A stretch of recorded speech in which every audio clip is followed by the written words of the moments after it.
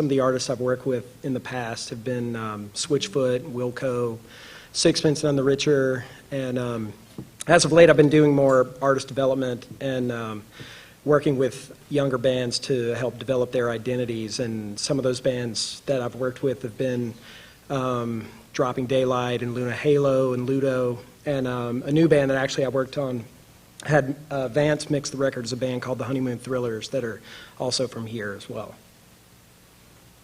I'm Lou Bradley, and I'm the old fossil on the panel. He found me in the archaeological dig.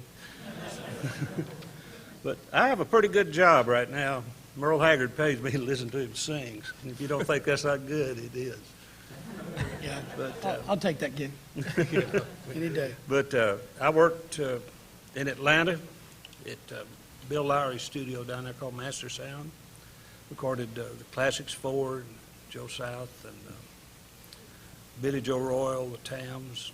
We killed Orbison down there one time, and a whole bunch of blues acts. But I came to Nashville in '69, worked for Columbia Records, and I lived in the Quonset Hut 13 years, and it was wonderful. And did all of Billy Sherrill's records there. Not me. Not him. And did Charlie Rich and Johnny Paycheck, Tammy Wynette, George Jones. I did Haggard in there. Did John Anderson. The last record we did in there was Swinging with John Anderson. We cut it in 15 minutes. That worked out pretty well. We went out of there with a blast. And I've been independent since, and I worked with John Anderson and others. And for 16 years, I've been going out to Palisadro, California, where Merle Haggard lives, 10 miles out in the country, east of Redding. We get out there and make some music on the banks of Cow Creek. So that's kind of my history. I'm Billy Sherrill, not to be confused with the one who just got inducted into the Country Music Hall of Fame. He's the one with all the money. I came here in 1970 and been fortunate to work with a lot of good acts. Did all of Kenny Rogers' stuff, Kenny and Dottie. Worked with John Denver, Mac Davis. More recently with Reba, Kenny Chesney, Dixie Chicks. So I've seen a lot take place just like Lou. My name's Vance Powell. I'm a resident of Nashville now. I'm from Missouri. I moved to Nashville to go to work with an act that Mr. Bradley did, Tammy Wynette. I worked for her for 5 years here.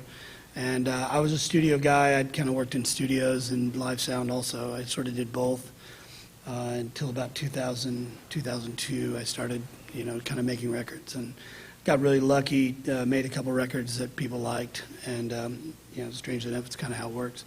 And I hooked up with this crazy guy who wanted to build a vocal booth in his garage. That turned into Blackbird Studio. And then not long after that, a few years after that, I met up with this guy, another crazy guy from Detroit by the name of Jack White, and I've, for the last 3 years, been doing almost all of his work, or all of his work. I've worked with a lot of different people, from Martina to Haggard to Willie, Sleep at the Wheel, just some country people, to Red Fang, Keith Richards, Jack, obviously the Raconteurs, White Stripes, Dead Weather. Just been very lucky to have that opportunity, and very, very humbled to be up here with all these guys. So. Well, today we have the opportunity to have Lou Bradley and Billy Sherrill with us. And for you all that don't know the history of recording in Nashville, it pretty much started at the Quonset Hut. And I'd like to take a couple minutes here so that you all can know the history of what makes it possible for you all to record in Nashville.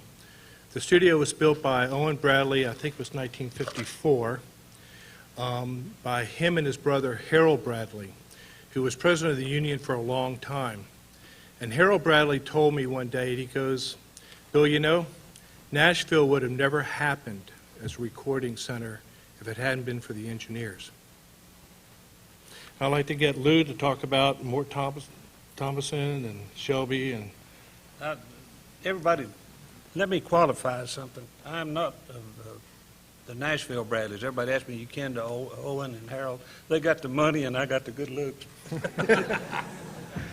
But they had that studio out there. Can I tell a story? Sure. We kind of want to know about Mort that helped so many engineers in town and Shelby and But I think this is important. Music Row started on integrity. They had a studio in a house that knocked the floor out from the first floor out, and it was a smaller room. A lot of great hits were cut in there. And the Quonset hut at that time was a film studio. If you ever see any of these stars of the 50s in beautiful color, they were recorded in there. A guy named Bill Ganaway recorded on a 35 millimeter film in color, and they were great. But Paul Cohen ran Decca Records, and he was going to 2 other places in the country and recording, and was with Harold and Owen. And he made all 3 this proposition at the same time. He said, if you will build a first-class studio, you'll get all my business. And what he wanted at that time, back in the 50s, was a 3-track studio to get stereo off the 3-track, and good EQ and German EMT reverb and good mics, Neumann mics. And the other 2 guys were greedy guys, and they were trying to get Paul Cohen's cut of the pie. And so they were dragging their feet trying to figure out how they could ace Paul Cohen out. Well, Harold and Owen, they were just trying to get his business. So they built the Quonset hut into a studio, and the rest is history. And I told Harold that story one time, and he said, I can add to your story. He said, when we did that, Owen shook hands with Paul Cohen and said, we're going to make you a 3rd partner in this venture. And he said, I don't want to be in it. He said, yeah, you're a 3rd partner.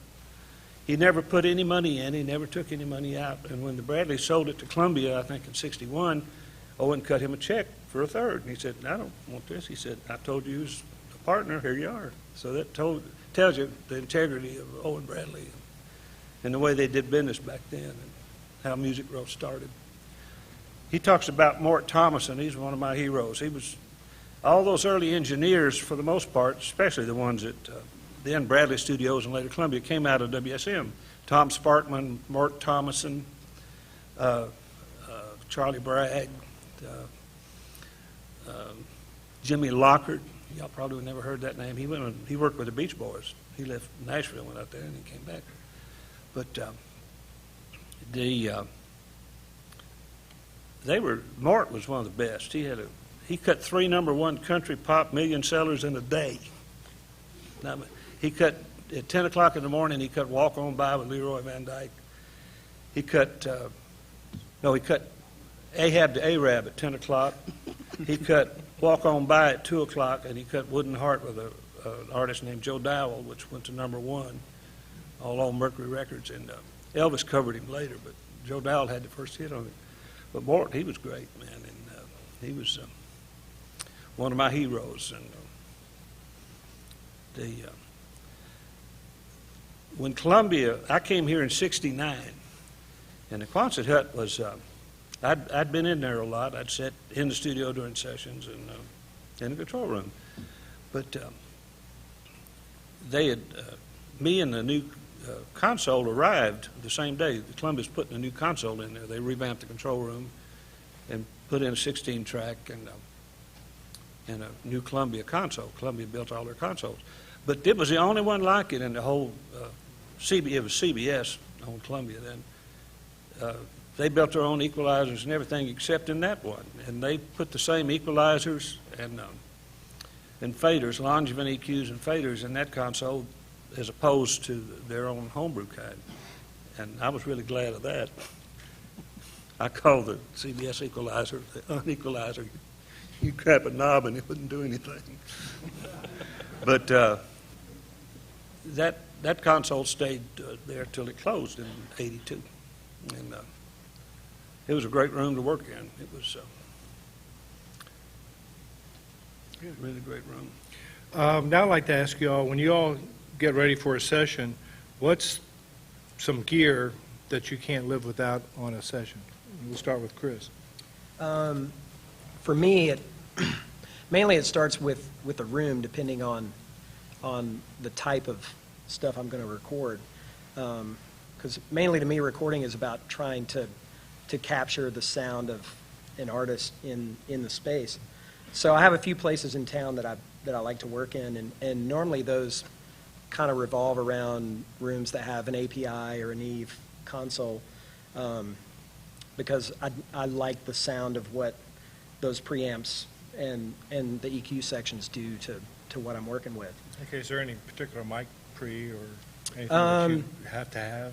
Or? Well, I work at a place called House of David quite a bit, and he has kind of one of the earlier API consoles, and there's kind of a variety. It's somewhat modular, and he's been able to switch out some of the modules that are in it. So it has some like 500 series pieces and some 300 series stuff, and then there's also some extra outboard gear there as well. A lot of the old UA pieces and URE pieces as far as the compressors go and limiters.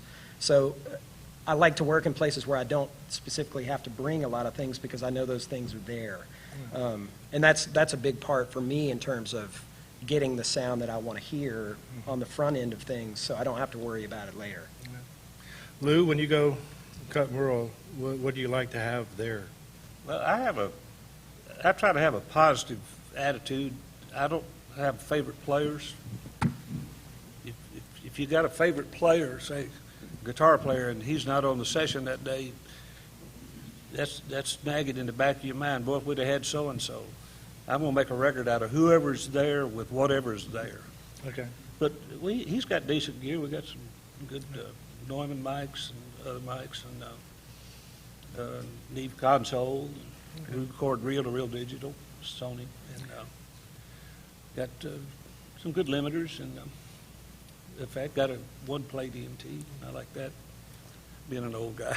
Billy, is there something that you want to make sure that's at the studio? Usually I always try to have a good tube mic. I love 47. I know I can put a 47 on anybody and it's going to sound good.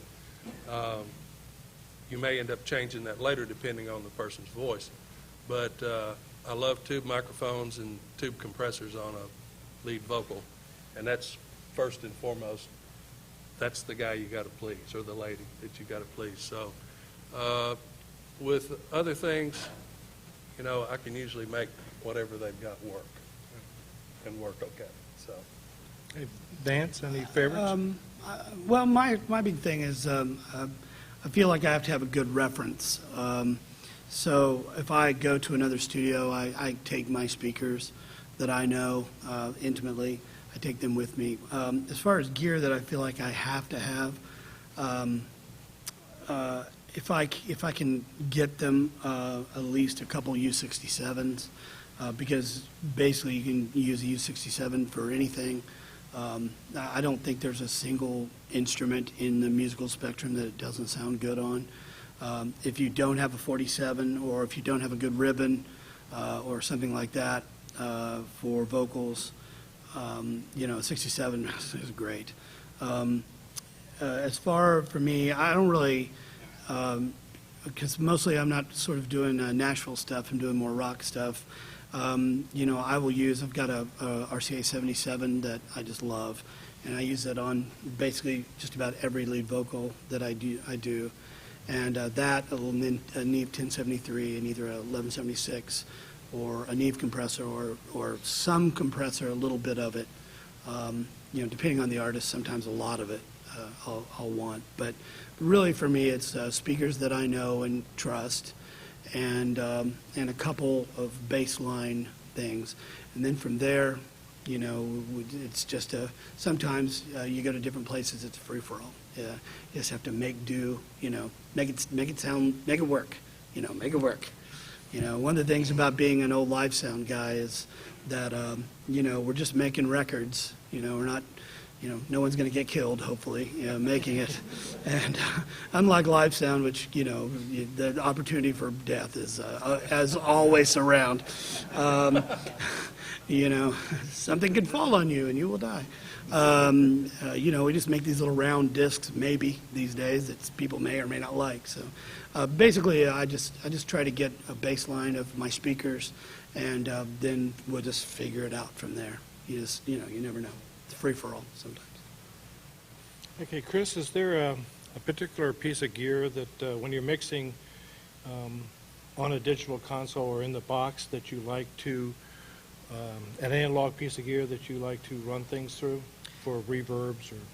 Yeah, I use, depending on, a lot of times I'm mixing what I'm recording, so I have a sense of what I'm getting as I'm going, but sometimes I mix things for other people. So I like to be able to introduce some sort of analog stage into the recording, especially, on the two-mix side. I think a lot of guys that I talk to are more and more, they're using some sort of two-mix chain as part of their sound now. So, and I depending on the project, I normally have a go-to that I'm using for. I use a lot of times I use a Universal Audio 2610 preamp to get some tube warmth into it, and then I'm also using a little bit of the EQ as well to kind of get it a little rounder than squarer sounding, so to speak. And then sometimes I'm using maybe just an EQ box, maybe a GML or something like that. And then obviously a lot of times I'm trying to control my level a little bit with some compression or some limiting, just to be able to have more control over what I'm getting as a final stage. Lou? I don't use anything to make, I try to make it sound real going down and with mic placement. I did a session, Joe South brought Tom Dowd to Atlanta one time to do a session for Atlantic. And he was, if you don't know anything about Tom Dowd, go find out about him, because he's a master. Absolutely. And he put this pearl on me, and I use it to this day. He said, from the time the sound's made in front of the microphone till it goes to the record, have a reason to do anything you do to it. Isn't that simple? And to this day, no matter what I put in the chain, between the mic and the tape, I'll punch it out. Used to, we have to pull the patches if we patched anything. You couldn't switch things in and out, just to make sure, because sometimes you think you're helping things and you're not. But it just makes you think, if you remember that. And Tom Dowd, he was a minimalist. He would move a mic before he'd twist an EQ knob, and you'd be surprised what moving a mic a few inches can do, to change the sound of something. But Go ahead. I don't really have any, I use some Neve limiters and Summit limiters and reverbs and delays and things like that. But you're mixing on a console. Yeah. Okay. But something I do, and this goes back to the old Columbia days, on reverb, you send to the chamber. I'm calling it a chamber, like an EMT plate or a live room. And you bring that sound back to the console, but then you send that return off. We used to send it off to a tape, so there's a delay coming back from a tape, and you can get a ratio between that. Sometimes you could take all the highs out of that tape return and fatten up a vocal. There's that little bump that's down there behind the phrasing. And if you had a oscillator, you could change the tape, But I still do that a lot. I like to put a reverb right in the center with the vocal and the drum. If you've got a stereo system, EQ or reverb going, if you hear it mono, like which you hear a lot on the radio because you're hearing from another room, even if it's being played on a stereo, the reverb reduces a little bit. The voice becomes drier. And I've always put vocal reverb right with the vocal, you know, and try that sometime. Put a delay, and you can still put a delay in front of it, but bring you one behind your reverb and experiment with that. You can sometimes get real weird effects with it too. Billy, is there a particular reverb if you're mixing, for instance, in the box or on a digital console that you might want to actually record the reverb? Well, I try to avoid mixing in the boxes at all costs, but I have had to do it. You know, to me, it's got to come back out of the box through some sort of an analog piece of gear, just to give it some definition and just to kind of broaden it out a little bit. You know, like a tube compressor or even like an Allen Smart compressor, just to get through an analog chain, because if you don't, it just gets really, really thin to me. So I like to have it as meaty as possible. As far as reverbs go, you know, I like them all. Okay, well, I some like people... I like the lexicons. I like, you know, all of that stuff.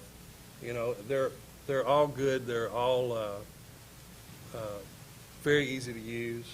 You know, and usually you've got to go fast anymore because they don't have the budgets to take your time. So, Well, Vance, is there a reverb that you might want to record back to eliminate that latency back to the DAW system? I don't do a lot of mixing in the box unless it's a video project these days. I've kind of, it's not that I don't think it doesn't sound okay. I mean, anybody can make anything sound good. You know, a lot of people are mixing in the box, and some people are making really great sounding records in the box.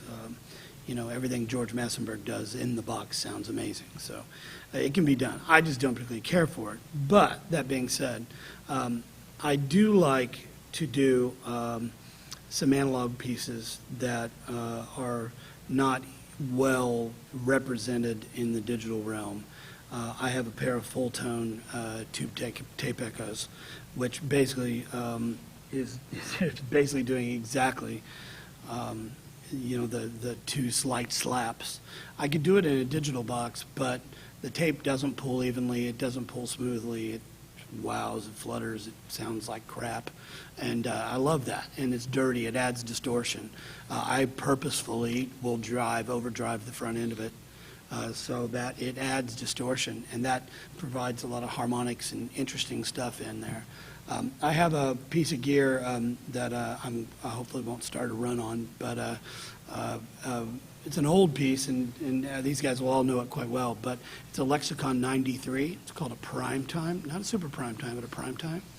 And it was a relatively early digital delay that had the coolest switch on it ever made. It had a ×1, ×2, ×4, and ×8 switch. And to do that ×8, they just did a sample rate dividing.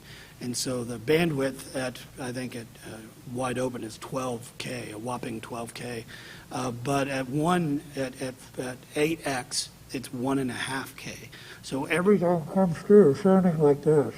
And the great thing is it actually is brilliant because it's two delays. Set them really short, and then I'll put those up behind a vocal just to thicken it up, and it just provides a little bit of width. Sometimes I'll pan them hard. Sometimes I'll put them up in the middle.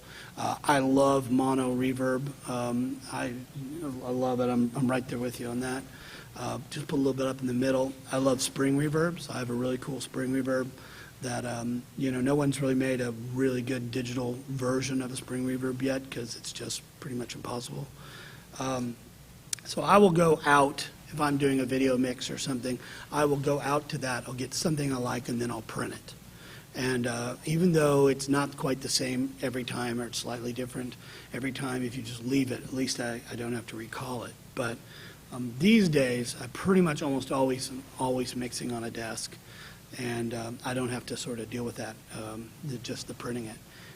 A two-bus compressor, it's another thing I almost always, if I'm mixing in the box, we'll do an insert on, and I'll just let that insert run live, either API 2500 or Neve 33609 or something like that. And so those are all things that I've definitely in the past and probably will, I'm sure, in the future, either print back or use as an analog piece, because you just can't really match the same. There are any plugins that really match that sound, you know, especially when the tape breaks while you're printing the song. That's a really great, awesome thing that happens. Well, Yeah.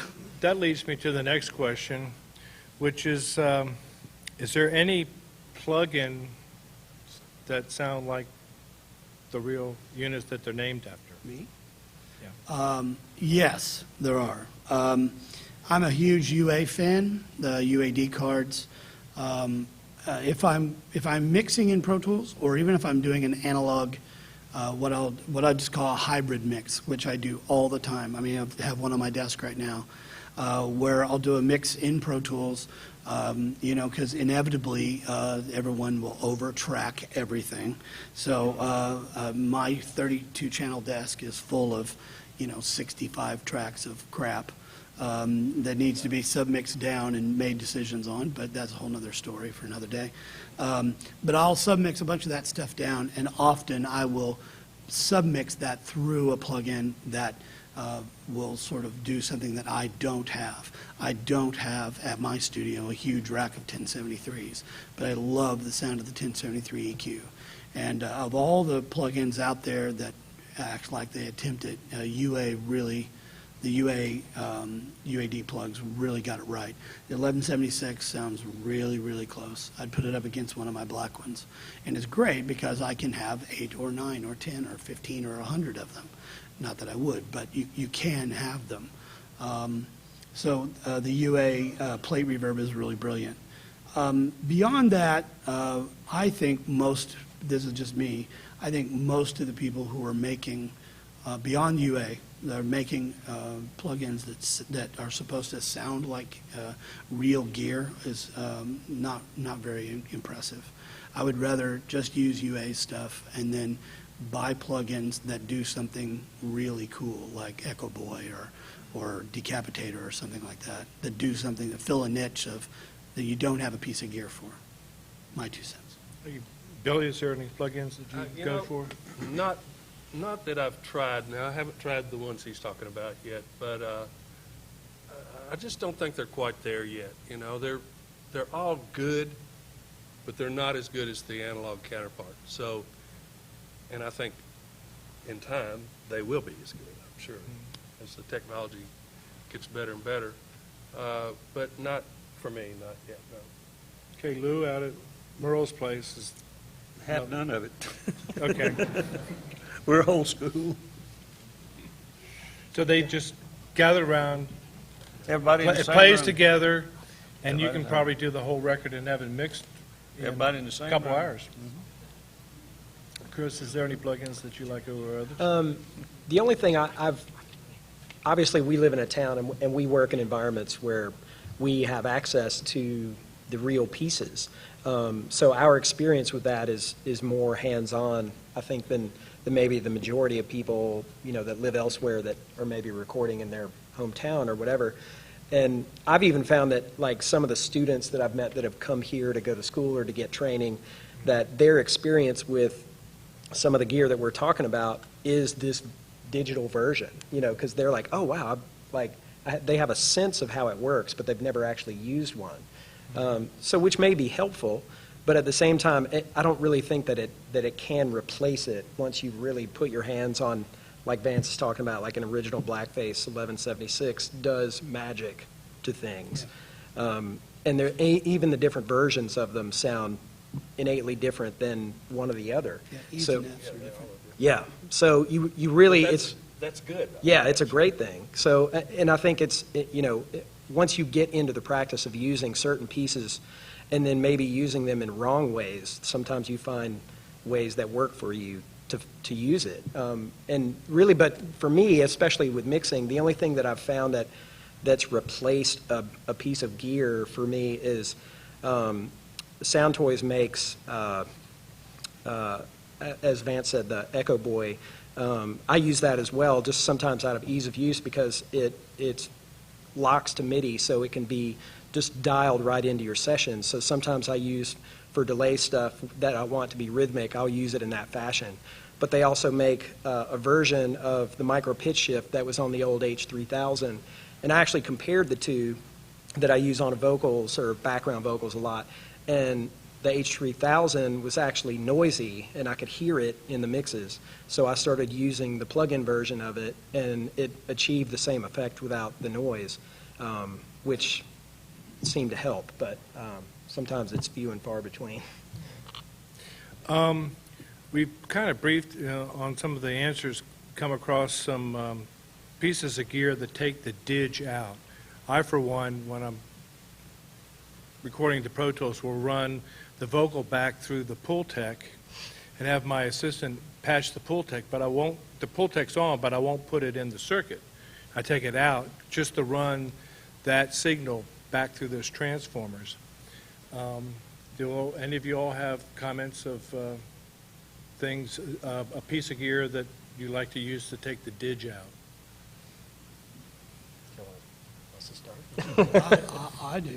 I do. There's a couple things. First of all of us up here are well-versed on recording on tape, I believe. Your life really will change if you've never used a tape machine. If the first time you get a project on tape, you get to hear the vocal on tape. Because what ends up happening often is nowadays, digital does a lot of things really well, I guess. It does a few things well. There's a lot of things it doesn't do well. It doesn't capture the vocal very well to me. You have to really kind of work hard at making the vocals sound really natural. So I'll get vocals that I always have to DS in Pro Tools. But one pass out of my Pro Tools rig through one or a couple channels, depending on how many vocals, of my A800 at 15. Add some noise, sure, whatever, I don't care. Just into the sync head, recorded onto tape, off the repro, right back into Pro Tools, slip it back, put it back in place, and instantly the vocal's better. Now, it's noisier, it has more distortion, and it's more messed up, but it sounds better, period, always, every single time.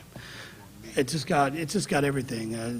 The S's that I had to DS are now saturated into the tape, and that's just one of those things. I really don't want to do hybrid records where half of it's on Pro Tools and then you transfer it into on tape and then you put it back, or a clasp or anything like that. Nothing that there's anything wrong with that, but I have no desire in that. I would rather just work on tape or work in the box, or one of the two. But if I have some sound and it's so digitally screwed up, and I'm being nice here, sometimes a little love through the tape machine will go a really, really long ways. I've had guys ask me from time to time about different plugins and stuff, and they'll say, it's very transparent, it doesn't color the sound. Well, I want it to color the sound. I don't want it to be transparent. You look for analog gear because you like the way it sounds, and the way it sounds on tape, or even going to Pro Tools. So, you look for things, it's stuff you kind of learn over the years, actually, that what sounds good to you, So it's something that you just have to pick it up and learn by trial and error, I suppose. What kinds of gear sounds better to you, Why would you not want to make, like you say, make your vocal meatier? Yeah. So. And the great thing is, sorry, just to jump on, the great thing is that tape machines are kind of cheap these days. Tape is not particularly cheap, but tape machines are pretty cheap. There's a lot of them out there. You don't have to have an A800. I mean, I bought one because I'm doing multi-track, but you can get up on eBay, find yourself a Studer PR99, which is a really nice Studer Revox deck. They're about $500-600. Buy yourself a 1/4-inch reel of tape and get the machine sounding, tweak it up, learn how to do that. It's a good thing to learn. And It's a really good thing to learn. And, learn the engineering part of our business instead of the, other parts. But learn how to do that and then just spend a little time with it. Run your mix through it. On the Raconteurs record I did a couple years ago at Blackbird, I used a Sony Studer C37, which is a quarter-inch tube tape deck, as a bus insert, as a compressor for a song. So, I put, it came off, 2 16-track tape machines through a console, through my bus compressor, out of my bus compressor, to a tape machine in recording to quarter-inch tape, back to my master fader, out to a 1-inch machine. Now, how'd it sound? It sounded great. It sounded like $1 million. I wish I had one. And that, it just takes, trying it. Try it out. Put it on the vocal. Copy it back in. If you're going to use Pro Tools, you should really try it. Okay. Anybody else want to make a comment? Yeah, I think what I find when I get things to mix from people, a lot of times the biggest issue I have is that they've recorded everything really, really hot. I don't mean kind of hot, like retarded, super distorted hot. So, and these are like lead vocals on records. And you then have to make a decision, well, how do I fix this? Because this is, in their mind, it's done. But they maybe don't understand that why it sounds distorted or why it is doing whatever. So a lot of times I'm having to compensate by either distorting it more. And, and maybe like what Vance is talking about, like you have to figure out ways to be creative with the gear that you use, and that also becomes part of your sound. So like he's saying, sometimes you've got to almost basically re-record the vocal in your own way. Sometimes I even ask people to give me direct lines when they record guitar so I can reamp them and record them my way for the way I want to mix them. And a lot of times it saves me some headache from having to ask them and wait another 2 or 3 days or a week or something to slow my work process. So I think if you have an understanding that someone can give you what you need on the front end, kind of how we approach recording here in town, then if you have that dialogue on the front end, then it can hopefully save you a lot of work on the back end too. To me, being an engineer or mixer is a religious experience. You have 2 prayers you pray, the good prayer and the bad prayer. You pray the good prayer when you know it's happening in the studio, or it's on the tape you got to mix. And you've never heard the tape till just then. And your prayer is, Lord, don't let me mess this up. Let me get it to the record.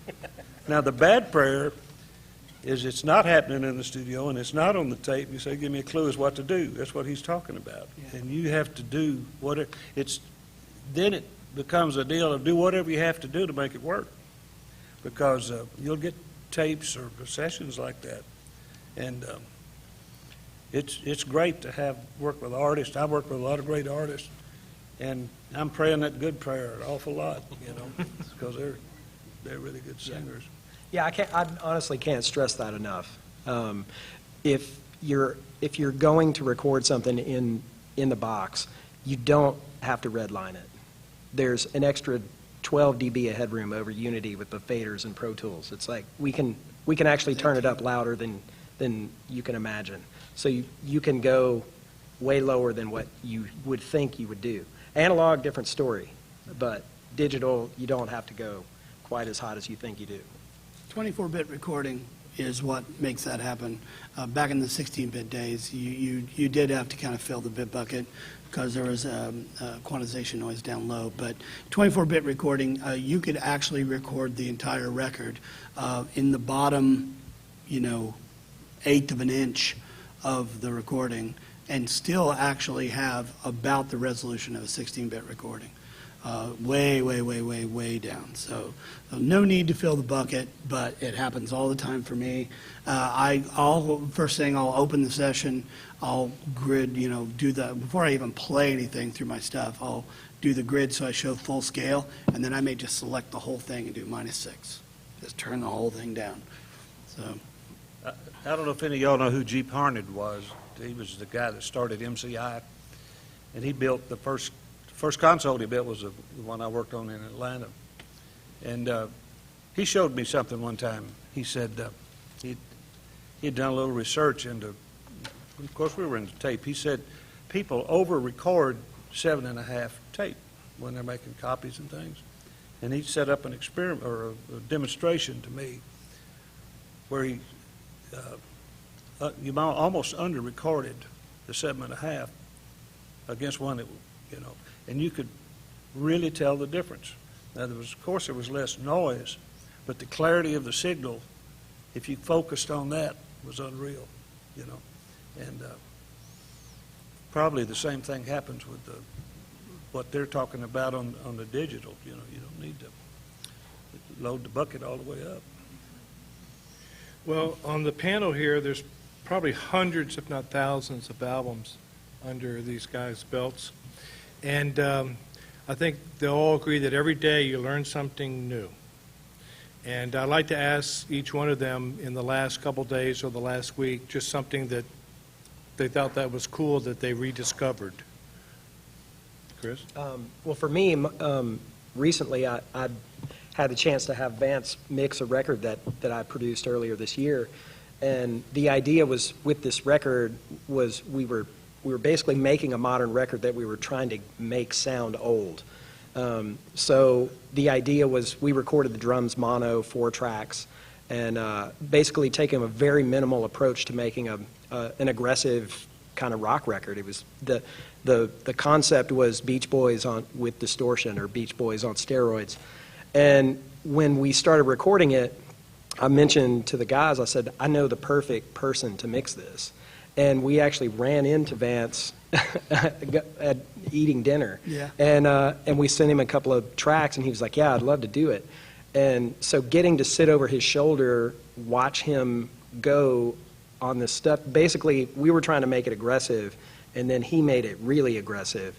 And to watch him work with compressors to turn some of the sounds that I heard in my head happen, the light bulbs kind of went off, and I kind of went, you know what, there really aren't rules in the sense of how to use this piece of gear this way, because he would listen to it and go, well, what if we did this? And then I went, wow, that's awesome. And then he was like, well, maybe we should do more of that, and then we should put that on it too. And so what we thought was going to be cool turned out to be even cooler because of his knowledge of the gear. So for me, I then went home with a whole new set of tools in my bag, thinking, man, I know I can do this way, or I can do that way, or what happens if I turn that on? It's just sometimes being creative is about trying to push the limits beyond what you think the limit really is. I'll talk about 2 things. You're always learning something new. For instance, like, say, a drum set. Look how many places you can put a mic at all the drums. It's infinitesimal. How many places you can put a mic, but I've one thing that's useful is limiters with a good attack and release controls. For instance, say a guitar player picks up the bass and starts playing bass, he's going to be behind the beat, I guarantee you. He's going to play behind the beat because he's used to hitting that guitar note and it's instantaneous. And a bass note, it's a big old note that takes time to build up. So his pulse is going to be behind the beat. So you put a limiter on there with a slow attack, and you adjust the release to whatever works. But the slow attack is the secret. And it'll hit that big peak back there because he hit it, in the right place. But the real sound came a little behind where the beat was. And it'll put him on the beat. He won't be as obvious. And sometimes you can do that with singers and other instruments. And I worked in a studio. We had a great piano. The Steinway they had in Columbia B was, we recorded around the piano. When we cut the Charlie Rich records behind closed, Charlie liked to stand by the piano. Pig Robbins played the piano, but Charlie stood right there by the piano. Well, the drums are about as far away as the corner of that table. Everything's right there in a group.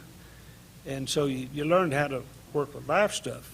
But I always worked from the piano out on the mix. A good piano covers the whole sound spectrum, top to bottom. And a lot of people put the piano in last and have to really thin it out. It's just a real thin, something sitting off on the corner of the stage almost. But try that sometime. If you've got a really good piano, mix from the piano. Because look how many ways a guitar player can change his sound. He's got enough knobs, he can. So it doesn't matter if you change his sound as much as it does a good piano sound. And we used to cut a lot of ballads, and Billy used a lot of piano, and everybody worked in Columbia B there used a lot of, you know, the piano was important. But that's a couple of things, you know, toward mixing that I do. Hey, Billy, anything that you... I don't know that I've actually learned anything recently, but I think Pro Tools is a learning experience. You know, especially the digi eras. every day I'm learning something new. Patience? That too. That Pro Tools will do, and every time I screw up and I go, not again, I won't do that again. But, you know, I don't know that you could ever know everything that Pro Tools will do. I don't know. I mean, you stumble across stuff and you go, oh, well, that's cool, or that sucks, you know, one or the other. But it does it, you know. So to me, that's just an everyday learning experience, seems like. I got to tell you, on Pro Tools, I don't know how to use Beat Detective, and I'm not ever going to learn. I don't No, I purposefully am not Isn't that ever going to Nashville, learn. Yeah, I don't know how to use it. I don't want to know how to use it. I don't care to ever use it. Because to me, if it's not in time, fire the freaking drummer. Hire another drummer or just live with it. Whatever, do some editing, do it yourself. But that's just me. I don't know that I've learned anything in the last couple of days other than I was up till almost 4 this morning recording weird Swedish prog rock on 8 tracks over at Jack's. But so I don't really know that I learned anything in the last couple of days other than, you know, I worked really late last night. But I'll tell you what I have learned in the last couple of years, and that is that no one here in this room making music should ever believe that there are any rules about anything. There are no rules. The only rules are rules of physics and time and space. You can't ever get the take back that you didn't get the intro for. You know, you're never going to get that back, ever. Pro Tools, tape, it doesn't matter. You're not going to get it back. So, but there's no rules to how you record a record. By the way, your check will be in the mail for your plug. These guys, they brought me a record loaded with tracks. I think the biggest track count on the record that they brought me was, I think, 12 or 14, something like that. Yeah, It was an orgy of tracks. They had the drums, 4 tracks. That's crazy. But all that being said, I did 25 or 30 records last year with Jack where we used 1 track of drums. So there are no rules. If you have a track, and I know these guys have done, a track of drums was probably back in the 3 tracks days. You had a track of music, right? Probably, and you had probably a track of vocals and maybe strings or something on one of the other tracks, and Well, no, we the would rhythm cut. section on a track. Well, we'd cut left and right, Oh, you did? Okay, cool. and vocal in the The center. vocal in the center, yeah. And then overdub to another tape and go down 6 Yeah, well, generations. Now that's fun. My bouncing. Yeah, I mean, that's No Dolby. You'd start off real bright yeah. because you didn't want to add highs. As you See, now that's real engineering. That's not undoing, My friend Richard Dodd told me something once. He goes, yeah, tape is great. There is no undo. It's just redo. It's just redo. So Can I interject something? you into can your- please do. What that forced you to do, when I started, I went back to mono and then 3-track, and this, I think this is what's missing in the records. People, when we made those records, even when we overdubbed, going down a generation, you made a decision what you did had to work, Absolutely. and you were happy with it. And I hear a lot of records now where they can't decide. They get to the mix and they put harmony all the way through. Yep. And then when they get, and harmony to me is a spice. It's like salt and pepper or something in a record. It's just on certain lines. And they want to leave the harmony all the way through the bridge and all the way through the chorus, and maybe halfway through the verse, instead of letting the harmony have impact. To me, a lot of records I hear, they're playing now, it sounds like the singer's got handcuffs on because he's dragging a harmony singer far more than he ought to.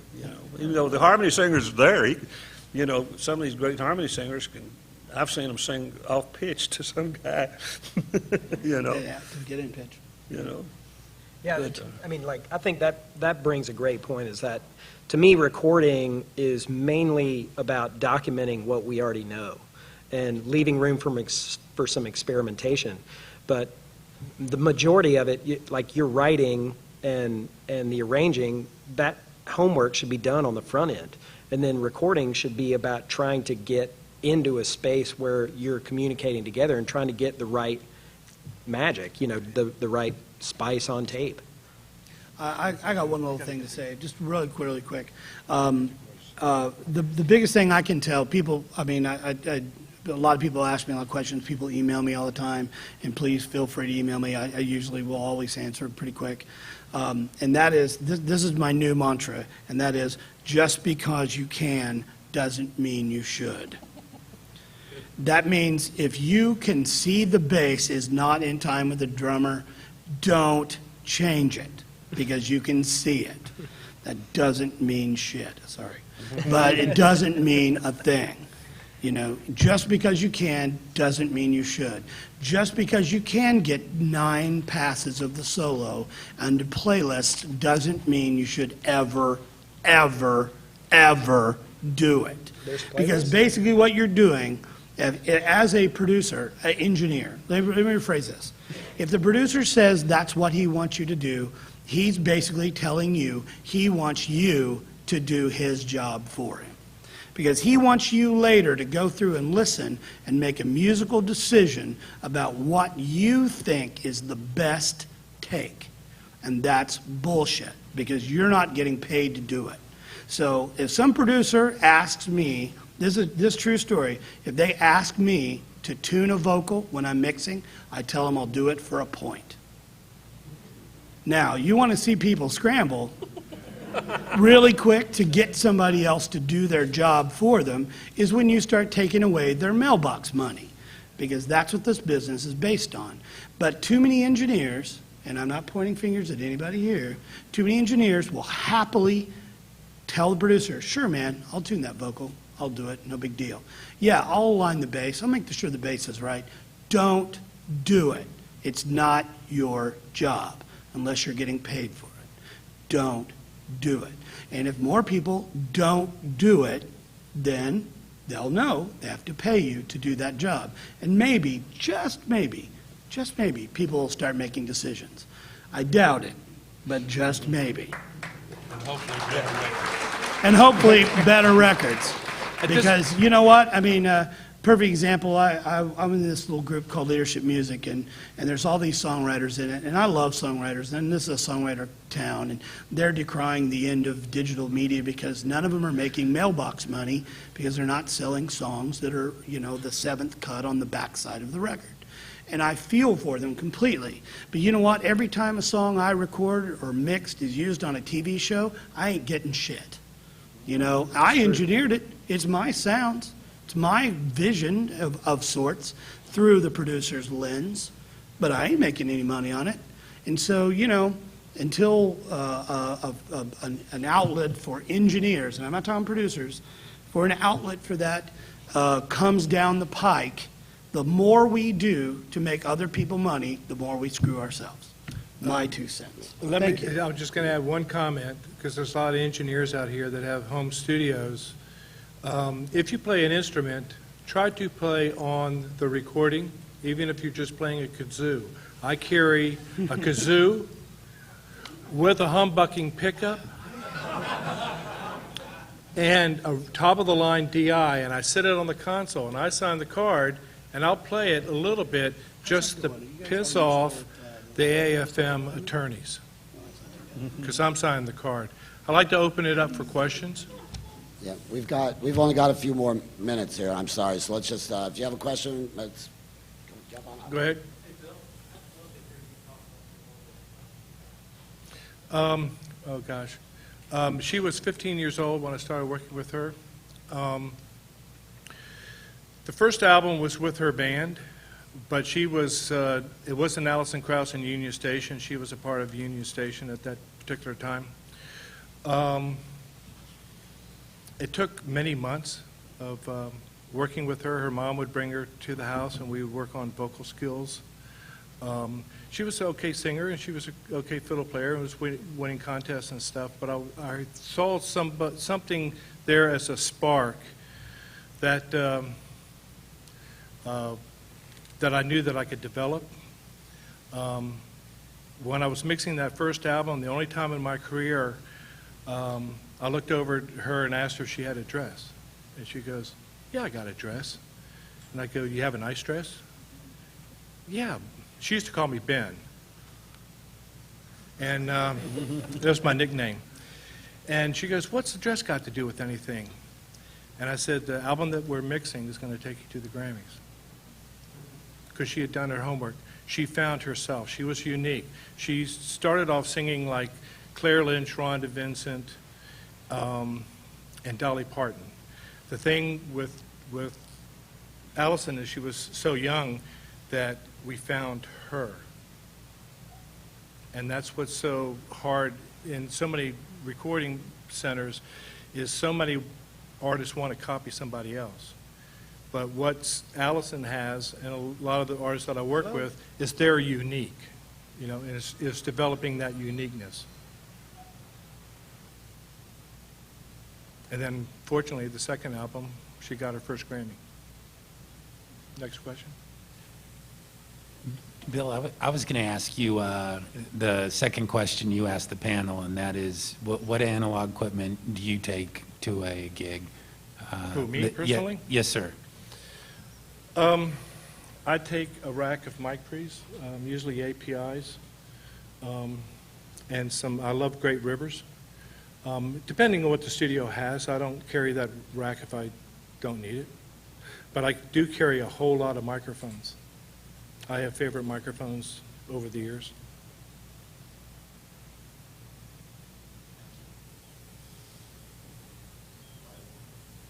Guys, Yeah? this question's for Vance. I've been through Blackbird a couple times. I know basically what the monitoring system is from room to room. But as far as your personal speakers that you take with you, what do you use? ProAct Studio 100s. Oh, okay. And then I do the Claire Mountain thing with NS10s. I peel apart toilet paper into little sheets, and then I stick them over the NS10s. But ProAct Studio 100s and a Bryston 4B, if I can get one. I mean, I have one, but if I don't have to carry it, that'd be great. Great. Thank you. Yep. Hi. I have a question for Vance also. You gave your opinion about Beat Detective and the drums. How would you compare your opinion on, like, tuning vocals? Do you think if you can't sing, yeah. get another singer? Okay, so well, here's the deal. I don't think that every vocal should be in tune because it's unnatural. So the thing is that we as engineers and producers have to know when to say no. We have to know when to go, you know what, it's fine. It's fine. And then if the producer tells you to do it and your job's on the line, then you have a decision. You can say, look, that's stupid, and whatever. A lot of people, we don't have that luxury. So you have to end up doing it. But like I said, I pretty much have a rule. If I'm mixing a project and there's a vocal that's out of tune, I'll fix it if it needs it. I mean, if it's up against a harmony and it's rubbing a little bit, just little tiny pieces. I mean, I think Chris may have actually seen me do that, just little tiny things. So you're not opposed to tweaking a note, but you would I'm not be opposed to against like tweaking a running a note. whole vocal I'm not and opposed to tweaking a auto-tuning the whole note thing? ever, if it needs it. If you have the tools to do it. I mean, back in the analog days, and these guys remember, people did it with harmonizers. You tweaked the harmonizer until it was at the right note, sharp or flat, just whatever it needed to be, and then you took that signal and you punched it in and punched it back out. And that was, onto another track. And then you copied that track back onto the track you had. And that's how people did it. Now, if you're a producer and you're recording an artist and you're going to rely on autotune to make the record, you're cutting the wrong fucking record.